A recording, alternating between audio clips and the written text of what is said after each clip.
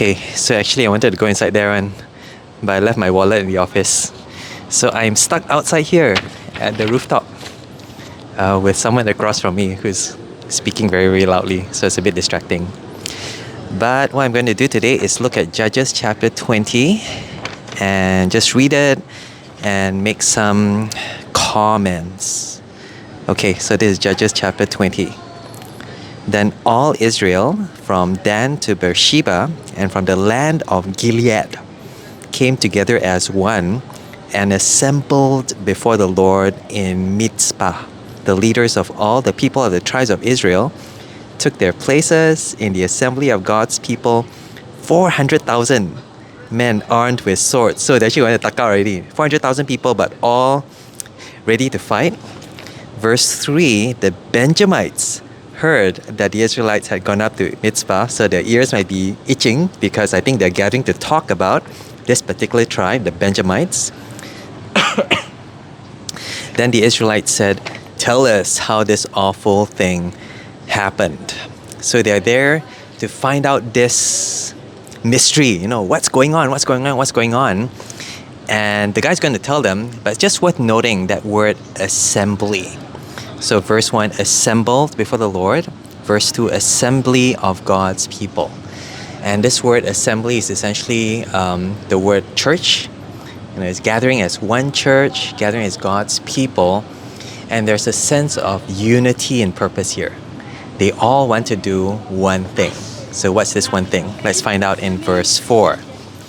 So the Levite, the husband of the murdered woman, said, "I and my concubine came to Gibeah in Benjamin," hi guys, "to spend the night.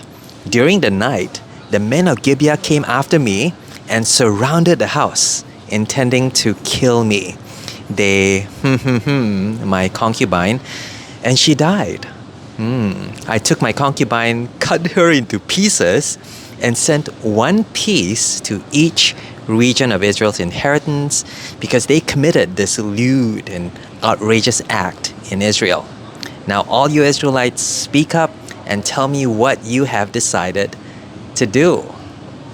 So imagine this one guy, this Levite, this pastor, speaking to 400,000 people, all asking him, what's going on? And essentially he's saying that, I've been wronged. I have a charge. It's like a law court. He's bringing up charges against Benjamin because what happened when he went to this place called Gibeah, which is full of these people called the Benjamites, was they attacked him. It says there, verse 5, during the night, the men of Gibeah came after me, intending to kill me. So he's making himself out to be a victim. Ho chama. They all want to kill me, poor me, one person only. But in the end, the person who actually suffered was his concubine. And he leaves out the part how he pushed his concubine out. He leaves out the part whereby actually she's the one who suffered, not him. Because he's trying to get their sympathy. He's trying to say, hey, I'm the one, who's been wronged. So quite smart guy, very, very sneaky, right? To make himself out to be the victim. Yeah.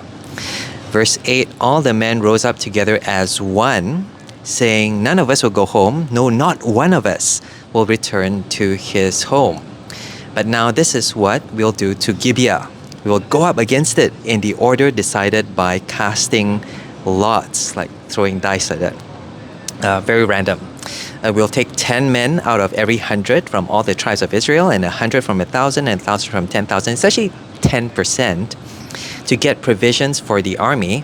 Then when the army arrives at Gibeah in Benjamin, it can give them what they deserve for this outrageous act done in Israel. So all the Israelites got together, united as one against the city. And I guess you keep hearing this one. And it's talking about oneness, talking about unity. These guys are all one in mind, in spirit, in intent of killing the people in Gibeah. So it's a bad kind of unity, in other words. It's kind of oneness that is drawn together by hatred. You can actually bring people together if they hate the same thing. And it's a oneness that is, how do I put this? It's a oneness that is very calculative.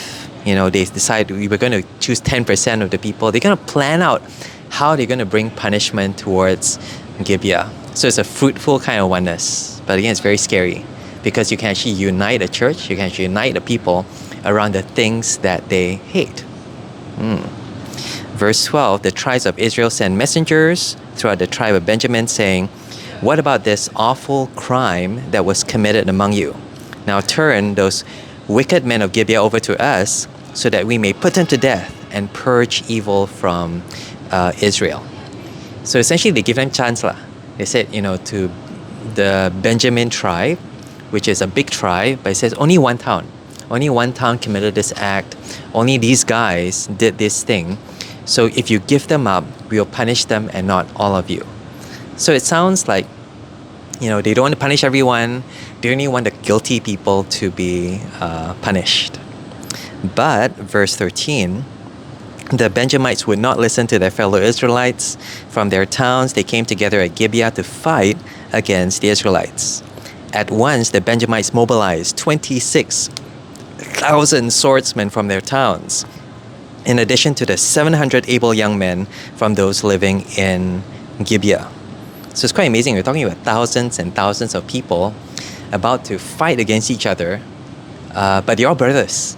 They're all in the family and the people of God, but they're so determined to defend their honor, so determined to bring out punishment that they're willing to almost kill each other, again, in the thousands. Verse 16, among all these soldiers, there were 700 select troops who were left-handed, each of whom could sling a stone at a hair and not miss. Wow, so very giant. These guys, they are real warriors. They can throw the stone, ping, can cut out your hair one. And it's a play on words. Because left-handed from Benjamin means son of my right hand. So these sons of the right hand are very skillful with their left hand. So it's a play on words, but it shows that, these guys mean business. They're actually very good at killing. Verse 17, Israel, apart from Benjamin, mustered 400,000 swordsmen, all of them fit for battle. So wow, the Israelites went up against Bethel and inquired of God. They said, "Who of us is to go up first to fight against the Benjamites?" The Lord replied, "Judah shall go first."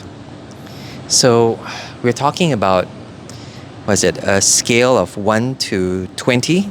20-something thousand on one hand, Benjamites, but again, 400,000 other troops from all the other 11 tribes fighting against each other. And just before they clash, they pray to God, okay, who shall go first? So it looks like not all 400,000 are going at the same time. They go tribe by tribe by tribe. And the Lord actually replied, verse 18, "Judah shall go first." Interesting, right? God actually tells them, okay, this tribe, go and fight against that tribe. Verse 19, the next morning, the Israelites got up and pitched camp near Gibeah, near the town that did this horrible thing. The Israelites went out to fight the Benjamites and took up battle positions against them at Gibeah.